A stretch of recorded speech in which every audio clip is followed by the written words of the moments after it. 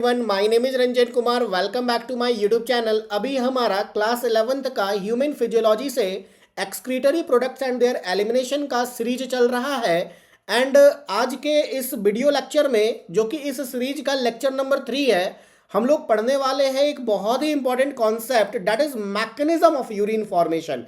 कैसे यूरिन का फॉर्मेशन होता है, कैसे सुसु का फॉर्मेशन होता है, एंड क्या क्या स्टेप्स इन्वॉल्व है यूरिन के फॉर्मेशन में। तो चलिए हम लोग स्टार्ट करते हैं mechanism of urine formation. And ये जो यूरिन का फॉर्मेशन है ना, ये 3 स्टेप में कंप्लीट होता है। पहले स्टेप को हम लोग अल्ट्रा फिल्ट्रेशन बोलते हैं, या फिर इसी को ग्लोमर्युलर फिल्ट्रेशन बोला जाता है। अल्ट्रा फिल्ट्रेशन या फिर ग्लोमर्युलर फिल्ट्रेशन। एंड जो नेक्स्ट स्टेप आएगा that is called reabsorption. And तीसरे स्टेप को हम लोग सिक्रीशन बोलते हैं। तो ये जो तीनों स्टेप है ना यूरिन फॉर्मेशन का, इसको हम लोग आज डिटेल में पढ़ने वाले हैं, जो कि आपके नीट के लिए बहुत ही ज़्यादा इंपॉर्टेंट है। बहुत सारे क्वेश्चन यहाँ से पूछे जाते हैं। तो चलिए हम लोग स्टार्ट करते हैं। First step that is ultra filtration, या फिर इसी को बोला गया ग्लोमर्युलर फिल्ट्रेशन।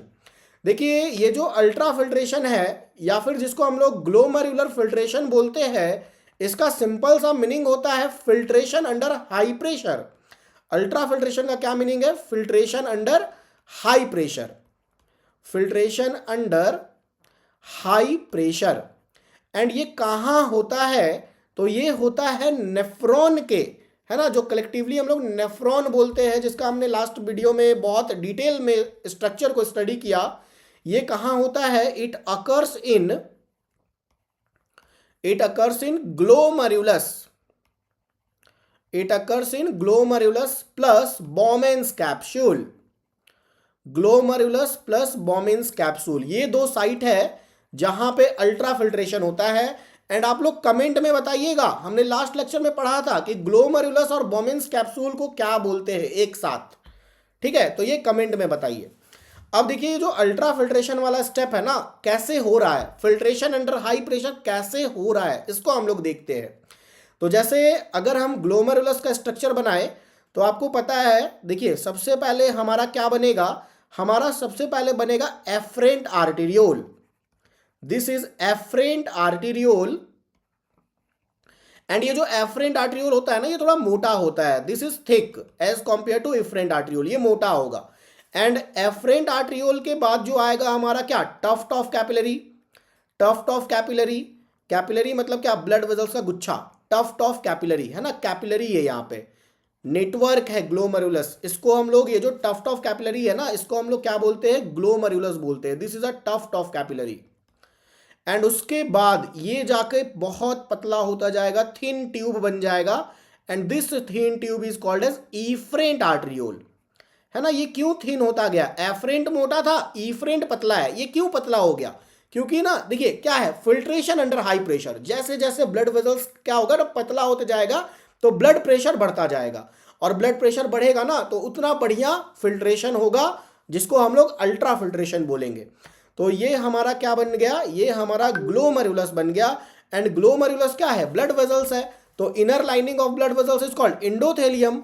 तो इसको हम लोग बोल सकते हैं इंडोथेलियम ऑफ कैपिलरी। इसको हम लोग क्या बोल सकते हैं? इंडोथेलियम ऑफ कैपिलरी। ठीक है। अब जैसे कि हमारे ब्लड में ना हर चीज है, ग्लूकोज है, वाटर है, मिनरल्स है, विटामिन्स है, वेस्ट है, रेड ब्लड सेल्स भी है, प्रोटीन्स भी है। तो क्या अगर बहुत हाई प्रेशर में एफरेंट आर्टेरियोल से ब्लड आएगा, तो क्या ब्लड का सारा चीज फिल्टर होके बॉमेंस कैप्सूल में चला जाएगा क्या? तो देखिए, जैसे यहां पर हम बना दिए Bowman's capsule. This is a Bowman's capsule. आपको पता है Bowman's capsule is a cup shaped double wall structure, है ना। ये है हमारा Bowman's capsule. This is a Bowman's capsule, cup shape double wall structure. And यहां पर ये जो बॉमेंस कैप्सूल है ना, इसका जो लाइनिंग है वो भी क्या चीज है? सिंपल स्क्वैमस एपिथेलियम है। दिस इज यहां का जो लाइनिंग है ना, वो किस टिश्यू का बना है? सिंपल स्क्वैमस एपिथेलियम का बना है। ठीक है। अभी हम ये जो येलो कलर से बना रहे हैं ना, ये क्या है? Simple squamous epithelium. एंड ये जो आप देख रहे हैं ये आउटर लेयर बोमेन्स कैप्सूल का। तो बोमेन्स कैप्सूल के आउटर लेयर को हम लोग क्या बोलेंगे? Parietal layer. बोमेन्स कैप्सूल के आउटर लेयर को हम लोग पेराइटल लेयर बोलेंगे। और जहां क्या प्रेजेंट है? Simple squamous epithelium. Simple squamous epithelium. And Bowman's capsule का जो इनर लेयर है इसको हम लोग क्या बोलेंगे? विज़रल लेयर। एंड ये जो विज़रल लेयर है ना, यहां पे भी सिंपल स्क्वैमस एपिथेलियम ही है, बट यहां का जो सेल है ना वो थोड़ा मॉडिफाई हो गया। सिंपल स्क्वैमस एपिथेलियम यहां पे मॉडिफाई हो चुका है। एंड ये जो मॉडिफाइड जो सेल है, मॉडिफाइड सिंपल स्क्वैमस एपिथेलियम है, इसका नाम हमने रखा पोडोसाइट्स। तो अगर आपसे एग्जाम में पूछे ना कि पोडोसाइट्स बोमेन्स कैप्सूल के किस लेयर में प्रेजेंट रहता है, तो आप क्या बताएंगे? विज़रल लेयर में। ये जो दिख रहा है ना ये पोडोसाइट्स है।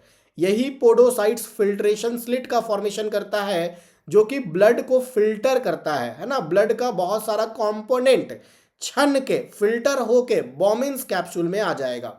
तो अभी जो ये स्ट्रक्चर आपको स्क्रीन पे दिख रहा है ना, ये क्या है? ये है हमारा पोडोसाइट्स।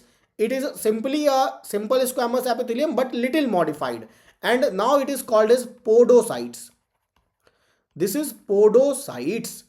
अब देखिए क्या है कि फिल्ट्रेशन अंडर हाई प्रेशर, बहुत हाई प्रेशर में ब्लड आ रहा है। एंड ब्लड में ना ऐसा नहीं है कि ब्लड का सारा कंपोनेंट बोमेन्स कैप्सूल में चला जाए, है ना। कौन नहीं जा पाएगा? तो बहुत सारा जो ब्लड सेल्स है, जो प्रोटीन्स है ना, लार्ज साइज का प्रोटीन्स है, ये सब फिल्टर नहीं हो पाएगा। कौन कौन फिल्टर हो जाएगा? कौन कौन इस पोडोसाइट्स को क्रॉस करके बोमेन्स कैप्सूल के ल्यूमेन में आ जाएगा? तो देखिए यहाँ पे अगर हम बात करें कि जो आपका अल्ट्रा फिल्ट्रेशन हो रहा है, तो ब्लड का क्या क्या कंपोनेंट फिल्टर होके फिल्ट्रेट बन के ल्यूमेन ऑफ बोमेन्स कैप्सूल में आ जाएगा। तो सबसे पहले अगर हम बात करें तो जो ग्लूकोज है वो रहेगा फिल्ट्रेट में, वाटर रहेगा, मिनरल्स रहेगा, विटामिन्स रहेगा, हॉर्मोन्स भी आ सकता है, सॉल्ट्स भी आ सकता है, एंड यूरिया, यूरिक एसिड, ये सारा कुछ भी फिल्ट्रेट में आ सकता है। तो ये सब हमारा ना फिल्ट्रेट बन गया, फिल्ट्रेट में आ गया। ठीक है। तो अभी आप लोग एक चीज़ यहाँ देख रहे होंगे ना, जैसे हमने इंडोथेलियम ऑफ कैपिलरी बोला, ठीक है। इंडोथेलियम ऑफ कैपिलरी कहाँ है? ग्लोमरुलस में।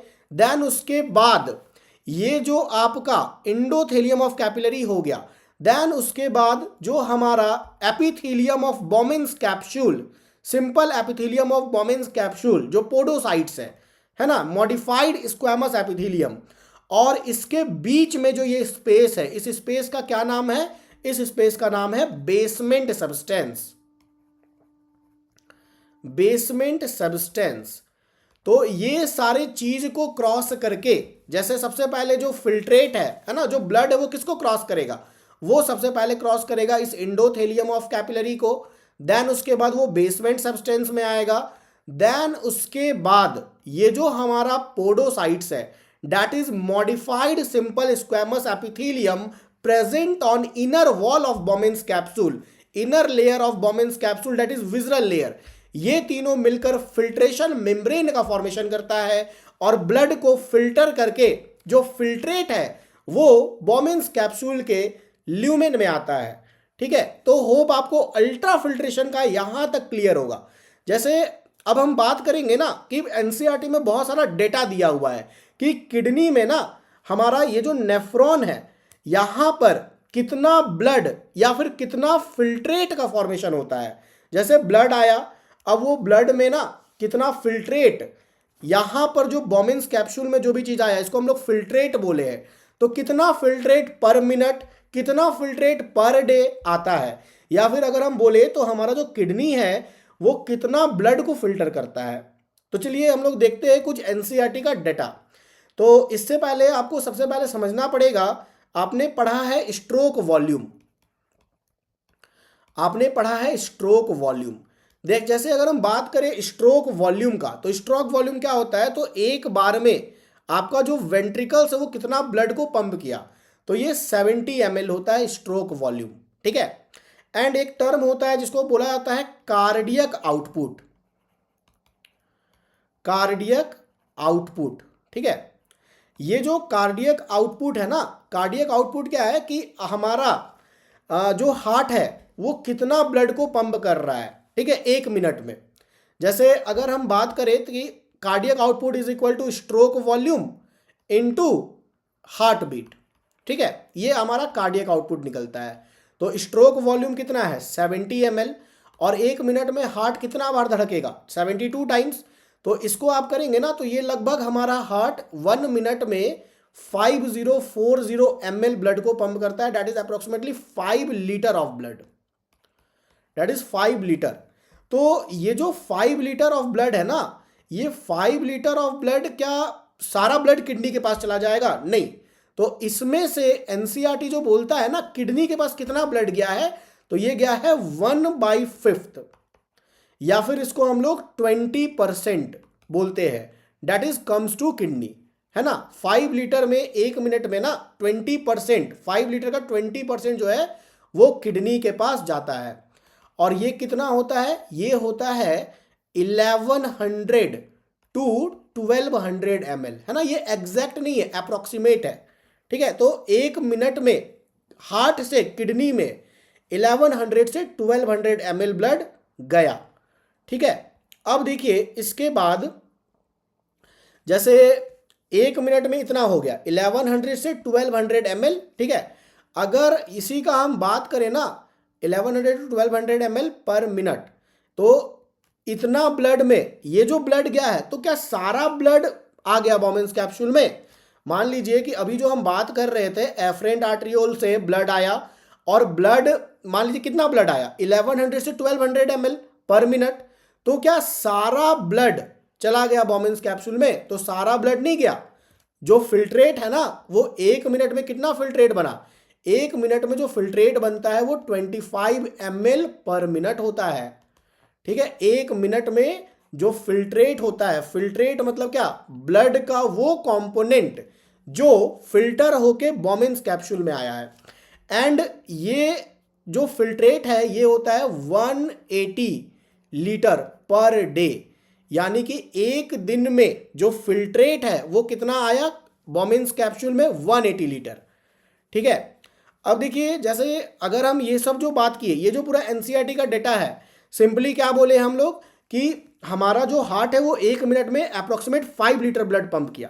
तो 5 लीटर में किडनी के पास गया कितना? गया 20%, यानी कि 1100 से 1200 ml। अब 1100 से 1200 ml जो ब्लड गया है किडनी में, वो किडनी में क्या सारा ब्लड फिल्ट्रेट बन के आ गया बोमेन्स कैप्सूल में? नहीं। 1100 से 1200 ml में से 125 ml फिल्ट्रेट आया है। ठीक है, यानी कि ये जो हम बात कर रहे हैं ना, ये ग्लूकोज, वाटर, मिनरल्स, ये सब जो क्या है फिल्ट्रेट है, ये फिल्ट्रेट 1 मिनट में कितना आया 125 ml पर मिनट, और एक दिन में 180 लीटर पर डे, ये फिल्ट्रेट है। देन इसके बाद हम लोग बात करते हैं रीअब्जॉर्प्शन का। तो आप लोग देखेंगे ना, जैसे अगर हम बोले कि एक दिन में 180 लीटर फिल्ट्रेट बना है, volume of filtrate formed per day 180 litre, लेकिन यूरिन तो 1.5 लीटर ही हम लोग करते हैं ना, 1 लीटर या 1.5 लीटर, यानी कि इससे मुझे क्या पता चल रहा है 99% जो फिल्ट्रेट है ना वो रीअब्जॉर्ब हो जाता है। ठीक है, 99% जो फिल्ट्रेट है वो रीअब्जॉर्ब हो गया, यानी कि वो ना हमारे यूरिन में नहीं गया, वो वापस से बॉडी में आ गया। ठीक है, जैसे अगर हम देखिए बात करें ये हमारा क्या है Bowman's capsule suppose that, then ये हमारा पीसीटी, ये हमारा हेनलेज लूप, ठीक है, ये हमारा डीसीटी, एंड ये हमारा कलेक्टिंग डक्ट। तो यहां पर ना देखिए जैसे फिल्ट्रेट आया बोमेन्स कैप्सूल के ल्यूमेन में, this is a filtrate suppose that, and अब ये गया पीसीटी में, पीसीटी के बाद लूप्स ऑफ हैनले में, लूप्स ऑफ हैनले के बाद डीसीटी में। तो ये जो फिल्ट्रेट है यही जाकर यूरिन बनेगा ना, लेकिन बहुत सारा फिल्ट्रेट हम लोग क्या बोल रहे हैं रीअब्जॉर्ब हो जाएगा। रीअब्जॉर्ब हो जाएगा मतलब ये जो रिनल टिब्यूल है ना यहां से निकल के वापस बॉडी में चला जाएगा, यानी कि ऐसा वाला जो एरो है, ऐसा एरो जो रिनल टिब्यूल से बाहर निकलते हुए दिखा रहा है, ये आपको रिप्रेजेंट करता है रीअब्जॉर्प्शन को। मतलब ये ना वापस से बॉडी में रीअब्जॉर्ब हो रहा है। एंड ऐसा एरो जो आपको दिखेगा ना, जो वापस से रिनल टिब्यूल के अंदर एंटर कर रहा है, इस तरीके से जो वापस से रिनल टिब्यूल के अंदर एंटर कर रहा है, ये आपको रिप्रेजेंट करता है सिक्रीशन को। मतलब कि बहुत सारा ऐसा सब्सटेंस ना जो यूरिन में, यानी हमारे बॉडी का वेस्ट है, उसको बाहर निकलना जरूरी है। तो जो रिनल टिब्यूल से बाहर निकल रहा है रीअब्जॉर्प्शन, जो वापस से रिनल टिब्यूल में जा रहा है वो क्या हो रहा है, सिक्रीशन हो रहा है। ठीक है, तो आप लोग देखें कि एक दिन में 180 लीटर फिल्ट्रेट बना। अब क्या ये सारा फिल्ट्रेट यूरिन बन जाएगा? नहीं, 99% फिल्ट्रेट रीअब्जॉर्ब होगा। तो अब रीअब्जॉर्प्शन कहाँ कहाँ होता है? पीसीटी में, लूप ऑफ हैनले में, डीसीटी में। तो हम लोग देखेंगे क्या चीज का रीअब्जॉर्प्शन कहाँ होता है और कितना एक्सटेंट में होता है। तो जैसे अगर हम लोग बात करें फर्स्ट ऑफ ऑल पीसीटी का, तो ये जो पीसीटी है ना, पीसीटी में मैक्सिमम रीअब्जॉर्प्शन होता है। सबसे ज़्यादा फिल्ट्रेट का जो रीअब्जॉर्प्शन होगा वो कहाँ हो जाएगा? पीसीटी में, मैक्सिमम रीअब्जॉर्प्शन। एंड इसका क्या रीज़न है? तो हमेशा याद रखिएगा, पीसीटी में प्रेजेंट होता है क्यूबॉइडल एपिथेलियम। इसको हम लोग बोलते हैं brush border cuboidal epithelium. PCT is lined by brush border microvilli cuboidal epithelium. ठीक है, ये नीट में बहुत बार पूछा गया है। पीसीटी में क्या प्रेजेंट होता है? Microvilli cuboidal epithelium. जैसे देखिए, अगर हम बात करें, ये जो हमारा पीसीटी है, यहां पर हम लोग दिखा देते हैं ब्रश बॉर्डर क्यूबॉइडल एपिथेलियम। तो suppose that this is a PCT, proximal convoluted tubule. And ये जो प्रॉक्सिमल कॉन्वोल्यूटेड टिब्यूल है, यहां पर प्रेजेंट है ब्रश बॉर्डर क्यूबॉइडल एपिथेलियम। इस तरीके से this is brush border cuboidal epithelium. ठीक है, ये जो अभी हम बना रहे हैं ना, ये पीसीटी का इनर लाइनिंग है जहां प्रेजेंट है brush border cuboidal epithelium. And आप देखें कि पीसीटी में क्या हो रहा है? मैक्सिमम रीअब्जॉर्प्शन हो रहा है। ठीक है, तो ये हमारा पीसीटी है, यहां पर आ गया फिल्ट्रेट। अब फिल्ट्रेट में ना बहुत सारा चीज क्या करना है? वापस से रीअब्जॉर्ब करना है, वापस से बॉडी में भेजना है। ठीक है, तो देखिए, अगर हम लोग बात करें ना कि ये जो रीअब्जॉर्प्शन है, ये दो तरीके से होता है। एक तो आपका एक्टिवली रीअब्जॉर्ब होगा, एक होगा पैसिव रीअब्जॉर्प्शन। एक्टिवली रीअब्जॉर्प्शन जो होगा ना, जहां पे एनर्जी लगेगा, और पैसिव रीअब्जॉर्प्शन जो बिना एनर्जी के हो जाए। तो आपको ऐसा याद करना पड़ेगा ना कि हमारे बॉडी में, हमारे फिल्ट्रेट में कौन कौन सा ऐसा सब्सटेंस है जो एक्टिवली रीअब्जॉर्ब होता है, एंड कौन कौन सा ऐसा सब्सटेंस है जो पैसिवली रीअब्जॉर्ब होता है। तो देखिए, अगर हम बात करें रीअब्जॉर्प्शन में, सबसे पहले एक्टिव रीअब्जॉर्प्शन का। ठीक है, तो देखिए, जो भी फिल्ट्रेट में न्यूट्रिएंट्स होगा वो कैसे एब्जॉर्ब होगा? Actively, nutrients. देन अगर हम बात करें Na प्लस आयंस का, ग्लूकोज का, Na plus ions, glucose, then K plus, इसका भी रीअब्जॉर्प्शन होता है। Amino acid. ठीक है, अमीनो एसिड के बाद हम लोग देख लेंगे इलेक्ट्रोलाइट्स। तो ये सब जो चीज आपको दिख रहा है ना, ये सब का कैसा रीअब्जॉर्प्शन होता है? एक्टिवली, है ना। These are actively reabsorb. And अगर हम बात करें कि पैसिवली रीअब्जॉर्प्शन क्या चीज का होगा, तो पैसिवली रीअब्जॉर्प्शन में आपका आ जाएगा HCO3 minus, urea, Cl minus and water. तो ये सब जो भी दिख रहा है ना, ये सब का कैसा रीअब्जॉर्प्शन होता है? Passively. These are passively reabsorb in blood. ठीक है, ये सब पैसिवली रीअब्जॉर्ब होता है।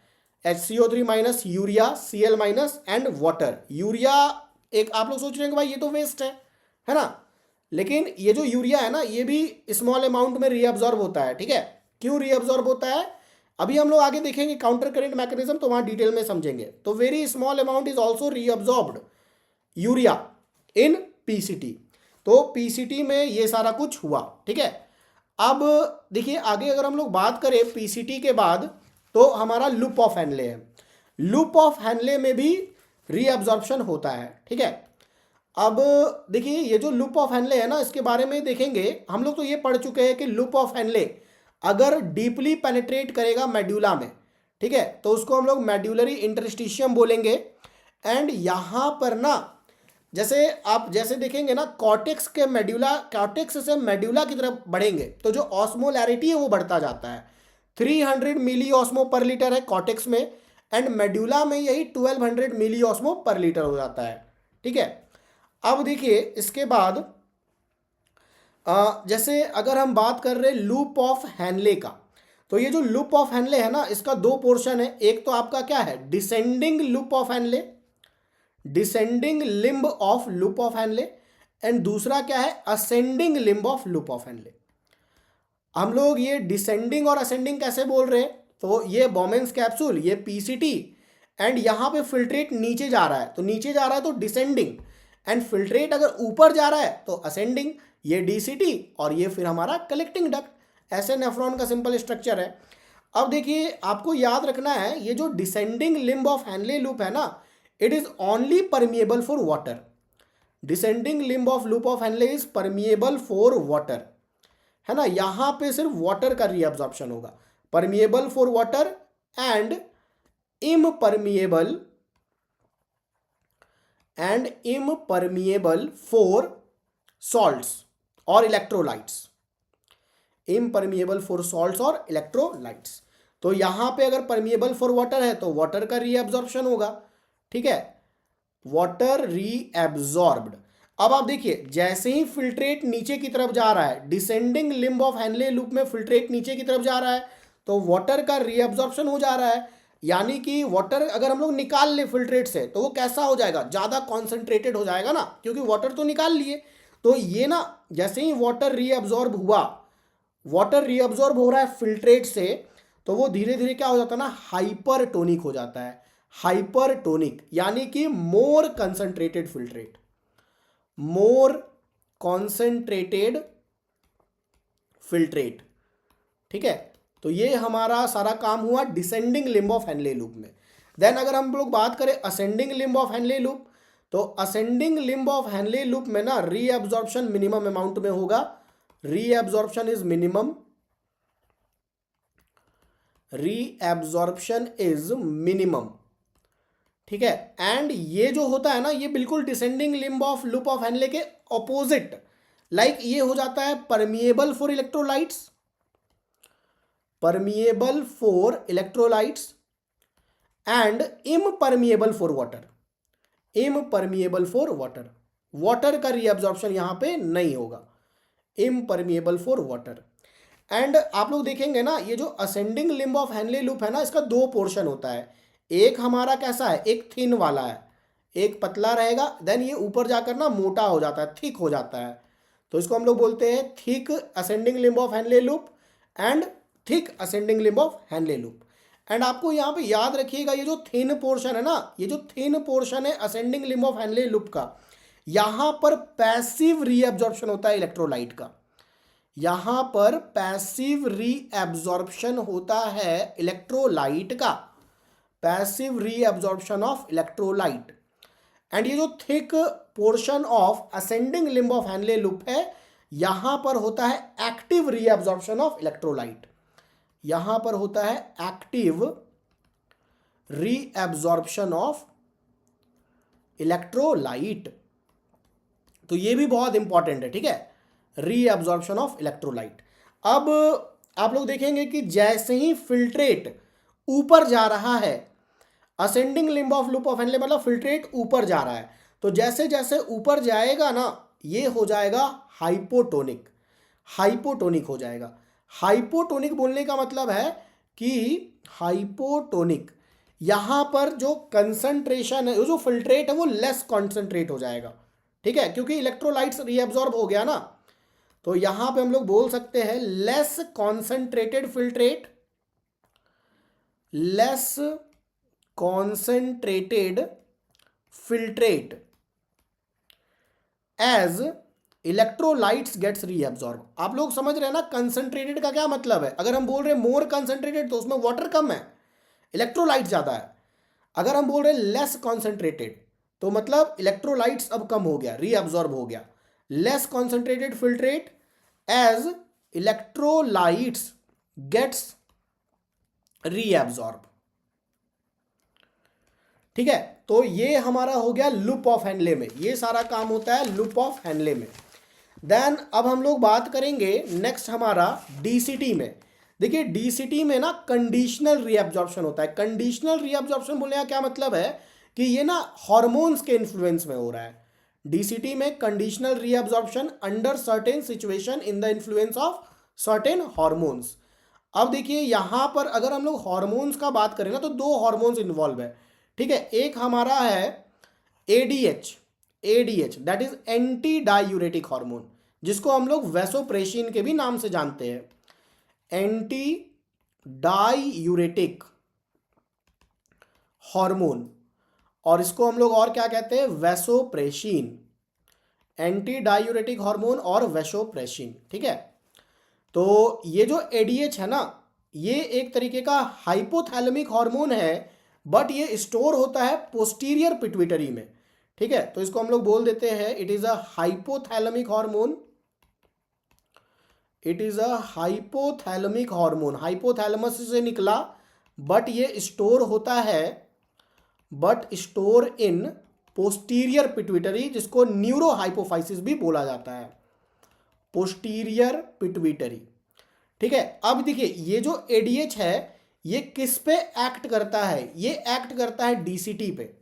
हम लोग रीअब्जॉर्प्शन इन डीसीटी पढ़ रहे हैं ना, तो इट एक्ट्स ऑन डीसीटी। ठीक है, और ये डीसीटी से क्या करेगा, वाटर का रीअब्जॉर्प्शन करवाएगा। जैसे मान लीजिए अगर हम बना दे डीसीटी, सपोज दैट ये डीसीटी है। ठीक है, ये डीसीटी है एंड ये डीसीटी में ना ये जो एडीएच है वो क्या कर रहा है, वाटर का रीअब्जॉर्प्शन करवा रहा है, वाटर को वापस से ब्लड में भेज रहा है रीअब्जॉर्ब करके, वाटर का रीअब्जॉर्प्शन हो रहा है। ठीक है, तो ये आपका किसका काम है, ये काम है एडीएच का, एंटी डायूरेटिक हार्मोन का। यहां पर एक और हार्मोन आ जाएगा जिसको हम लोग बोलेंगे एल्डोस्टेरॉन। ये जो एल्डोस्टेरॉन है ना ये एड्रेनल ग्लैंड से निकलता है, जिसको हम लोग मिनरलोकॉर्टिकॉइड बोलते हैं। एंड ये क्या करेगा ना, ये डीसीटी पे एक्ट करेगा, इट एक्ट्स ऑन डीसीटी। और ये किसका रीअब्जॉर्प्शन करवाएगा, Na+ का, सोडियम आयंस का रीअब्जॉर्प्शन करवाएगा, सोडियम आयंस का रीअब्जॉर्प्शन करवाएगा। वाटर का भी रीअब्जॉर्ब होगा बट वो पैसिवली होगा, है ना, water gets reabsorb simultaneously, simultaneously.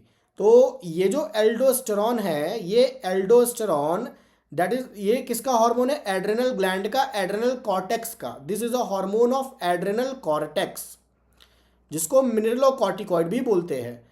ये एक्ट कर रहा है डीसीटी पे, it acts on DCT. And ये किसका रीअब्जॉर्प्शन करवा रहा है, सोडियम आयंस का रीअब्जॉर्प्शन करवा रहा है, सोडियम आयंस का रीअब्जॉर्प्शन करवा रहा है। एंड वाटर का भी रीअब्जॉर्प्शन होगा बट ये कैसा होगा, पैसिवली होगा, रीअब्जॉर्ब पैसिवली।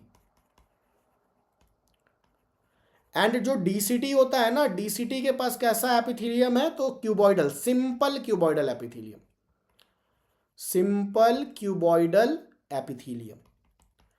तो ये ओवरऑल बात है, डीसीटी का कंडीशनल रीअब्जॉर्प्शन होता है। ठीक है, देखिए आप लोग यहां पे याद रखिएगा कि जैसे एडीएच है ना, एडीएच क्या किया, रीअब्जॉर्प्शन किया वाटर का फ्रॉम डीसीटी, एंड ये कलेक्टिंग डक्ट से भी वाटर का रीअब्जॉर्प्शन करवाता है। हम लोग बोलेंगे ADH also act on collecting duct for water reabsorption। अगर मान लीजिए कि एडीएच नहीं है, ठीक है, if there is no ADH तो वाटर का रीअब्जॉर्प्शन नहीं होगा डीसीटी और कलेक्टिंग डक्ट से, जिससे हमारे यूरिन में ना वाटर आ जाएगा, water lost from urine, and इस कंडीशन को हम लोग डाईयूरेसिस बोलेंगे। और एक्सेसिव लॉस ऑफ वाटर अगर होता है यूरिन से तो ये एक डिजीज कॉज करेगा, दैट इज डायबिटीज इंसिपिडस। हम लोग जब रेगुलेशन ऑफ किडनी फंक्शन पढ़ेंगे ना तो वहां पे इसको देखेंगे डिटेल में। बाकी हम लोग यहाँ पे ऐसे देख सकते हैं, इस in case there is no ADH, in case there is no ADH, अगर एडीएच नहीं है तो क्या होगा, वाटर का रीअब्जॉर्प्शन नहीं होगा, no water reabsorption, no water reabsorption from DCT and collecting duct, and ये नहीं होगा तो क्या होगा, ज़्यादा डाइल्यूटेड यूरिन आएगा, H2O lost from urine, urine से पानी बाहर आएगा और इसको हम लोग बोलेंगे this condition is called as diuresis. And ये जब डाईयूरेसिस होगा ना, एक्सेसिव लॉस ऑफ वाटर होगा थ्रू यूरिन, तो ये क्या कॉज करेगा, ये कॉज करेगा diabetes insipidus, this causes diabetes insipidus.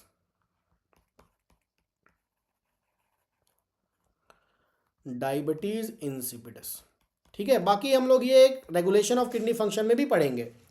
अब देखिए अगर हम बात करें कलेक्टिंग डक्ट का, तो कलेक्टिंग डक्ट में भी सर्टेन एक्सटेंट ऑफ रीअब्जॉर्प्शन होता है। जैसे अगर हम बात करें, देखिए सबसे पहले तो मैं लिख सकते हैं large amount of water gets reabsorb, water का रीअब्जॉर्प्शन होगा कलेक्टिंग डक्ट से, large amount of water gets reabsorb.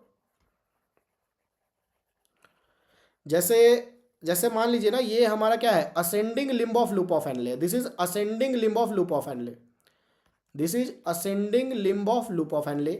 Then इसके बाद आ गया डीसीटी, ये आ गया DCT distal convoluted tubule. Then उसके बाद ये आ गया हमारा कलेक्टिंग डक्ट, एंड अभी हम लोग इसी कलेक्टिंग डक्ट में रीअब्जॉर्प्शन पढ़ रहे हैं, ठीक है। This is collecting duct, collecting duct. तो कलेक्टिंग डक्ट में बहुत सारा वाटर का रीअब्जॉर्प्शन हुआ, ठीक है। वाटर वाटर वाटर, एंड आप लोग याद रखिएगा कि जो कलेक्टिंग डक्ट होता है ना, यहां पे भी प्रेजेंट होता है simple cuboidal epithelium. Collecting duct is also lined by simple cuboidal epithelium, ठीक है। एंड आप लोगों को बताए थे ना कि हमारे नेफ्रॉन में सर्टेन अमाउंट ऑफ यूरिया भी रीअब्जॉर्ब होता है ताकि ऑस्मोलैरिटी को मेंटेन किया जाए। तो ये जो यूरिया है ना, ये यहीं से कलेक्टिंग डक्ट से निकलता है, एंड कुछ अमाउंट ऑफ यूरिया कहाँ चला जाएगा, मेड्यूलरी इंटरस्टिशियम में, टू मेंटेन ऑस्मोलैरिटी। तो इसको हम लोग ऐसे लिखते हैं, small amount of urea, small amount of urea retained in medullary interstitium, in medullary interstitium to maintain osmolarity, to maintain osmolarity। अब osmolarity को कैसे मेंटेन किया जाएगा हमारे फर्स्ट लेक्चर में है, ठीक है। तो अब देखिए कुछ अमाउंट ऑफ यूरिया तो वापस से क्या रीअब्जॉर्ब हो गया, एंड कुछ अमाउंट ऑफ यूरिया वापस से फिर इधर चला जाएगा, सिक्रीट हो जाएगा, ताकि वेस्ट है ना उसको बाहर निकालना है, ठीक है।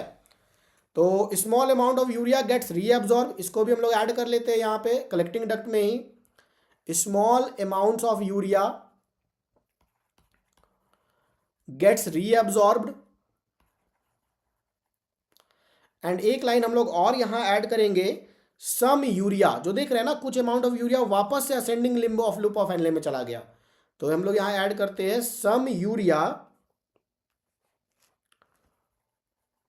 Again moves ascending limb of Henle's loop, यहां पर जो दिख रहा है, ठीक है, ये वापस से चला गया ascending limb of Henle loop में, कुछ मेड्यूलरी इंटरस्टिशियम में आ गया टू मेंटेन ऑस्मोलैरिटी, कुछ चला गया वापस से ascending limb of Henle loop में। तो ये सारा आपका ना क्या है, रीअब्जॉर्प्शन है। कहाँ कहाँ रीअब्जॉर्प्शन, क्या चीज का हो रहा है, ये बहुत ज्यादा इंपॉर्टेंट है, ठीक है। तो filtrate 180 litre per day, 125 ml पर मिनट, और 125 ml में से भी जो 99% फिल्ट्रेट है वो क्या होगा, रीअब्जॉर्ब हो जाएगा। 180 लीटर पर डे जो फिल्ट्रेट बन रहा है, 125 ml पर मिनट जो फिल्ट्रेट बन रहा है, इसमें से 99% जो फिल्ट्रेट है वो रीअब्जॉर्ब हो जाएगा, क्योंकि वो हमारे बॉडी के लिए यूजफुल है, सबको नहीं बाहर कर देना, ठीक है। अब देखिए जैसे क्या होता है ना, सिक्रीशन, जैसे बहुत सारा चीज तो रीअब्जॉर्ब हो गया, बट अब बहुत सारा ऐसा वेस्ट है ना जिसको हम लोग को यूरिन के फॉर्म में बाहर निकालना है, तो उसको हम लोग सिक्रीशन बोलते हैं, ठीक है। तो ये जो सिक्रीशन होता है ना, ये हमेशा एनर्जी वाला प्रोसेस है, मतलब it is always an active process, it is always an active process, ठीक है, it is always an active process. And ये जो सिक्रीशन है ना, इसका जो मेन रोल है, क्यों किया जाता है, ठीक है, तो its main role is to maintain acid base balance, ठीक है। जैसे अगर हम बात करें कि हमारा जो पीसीटी है, हमारा जो डीसीटी है, हमारा जो कलेक्टिंग डक्ट है, यहां पे क्या चीज का सिक्रीशन होता है।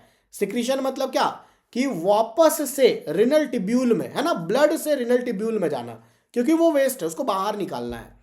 तो अगर हम पीसीटी का बात करें तो यहां पे H+, NH3 एंड K+, ये सब सिक्रीट आउट हो जाएगा। डीसीटी में भी same H+, NH3 and K+, ठीक है। अब अगर हम बात करें कलेक्टिंग डक्ट का, तो कलेक्टिंग डक्ट में बस H+ और K+, ये सारा चीज का होगा सिक्रीशन, ये होगा सिक्रीशन। नीट के लिए बहुत ज़्यादा इंपॉर्टेंट है, हर साल ये क्वेश्चन आता है कहाँ पे किस चीज़ का सिक्रीट होता है। एंड आपको पता है ना, अभी आपको पता है एब्जॉर्प्शन, रीअब्जॉर्प्शन और सिक्रीशन में क्या डिफरेंस है।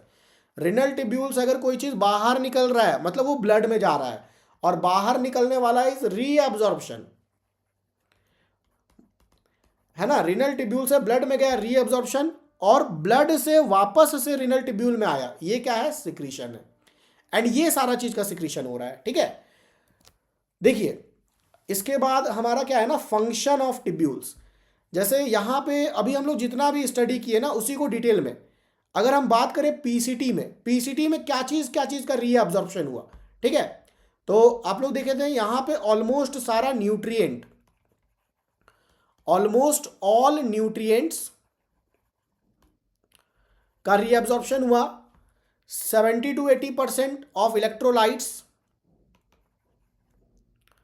70 to 80% ऑफ इलेक्ट्रोलाइट्स का रीअब्जॉर्प्शन हुआ। इसके अलावा पीसीटी में Na+, वाटर, HCO3-, ये सब का भी रीअब्जॉर्प्शन हो गया। एंड अगर हम लोग सिक्रीशन का बात करें तो अभी देखें K+, NH3 एंड H+, ये सब चीज का क्या हुआ, सिक्रीशन हुआ। Descending limb of Henle loop में सिर्फ वाटर का रीअब्जॉर्प्शन, एंड सिक्रीशन यहां नहीं होता है, ठीक है। Ascending limb of loop of Henle में सॉल्ट का रीअब्जॉर्प्शन हुआ, एंड सिक्रीशन का बात करें ascending limb of loop of Henle में, तो यूरिया, अभी हम लोग देखे थे ना, small amount of urea collecting duct से ascending limb of loop of Henle में जा रहा था, तो यूरिया का। एंड डीसीटी में आपका क्या होता है, कंडीशनल रीअब्जॉर्प्शन, अभी हम लोग पढ़े हार्मोन्स के इन्फ्लुएंस में, कंडीशनल रीअब्जॉर्प्शन। एंड ये कंडीशनल रीअब्जॉर्प्शन किस किस चीज का हुआ, वाटर का हुआ, Na+ आयंस का होता है, वाटर का होता है, and HCO3-, and secretion K+, NH3 and H+, ठीक है। एंड कलेक्टिंग डक्ट में अगर हम लोग रीअब्जॉर्प्शन का बात करें तो urea small amount of urea का रीअब्जॉर्प्शन हुआ, ताकि ऑस्मोलैरिटी को मेंटेन रखे, यूरिया टू मेंटेन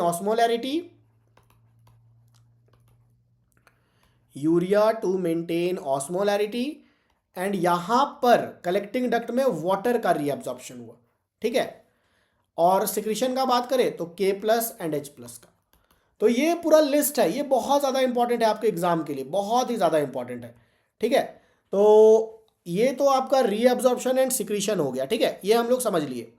अब देखिए आप लोग देखेंगे ना, यूरिन का फॉर्मेशन हम लोग अगर बात करें, जैसे यूरिन का फॉर्मेशन में 3 स्टेप हम लोग देखें। सबसे पहले हमने देखा क्या, ग्लोमर्युलर फिल्ट्रेशन। अब ग्लोमर्युलर फिल्ट्रेशन में क्या था, बहुत सारा चीज फिल्ट्रेट बन के आ गया था बोमेंस कैप्सूल में। अब इसमें से हमको कुछ कुछ चीज़ को क्या करना था, रीअब्जॉर्ब करना था वापस में।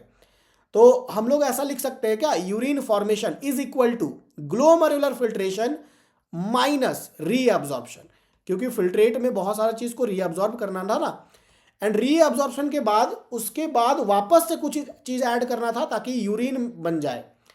रीअब्जॉर्प्शन में कुछ ऐड किए सिक्रीशन।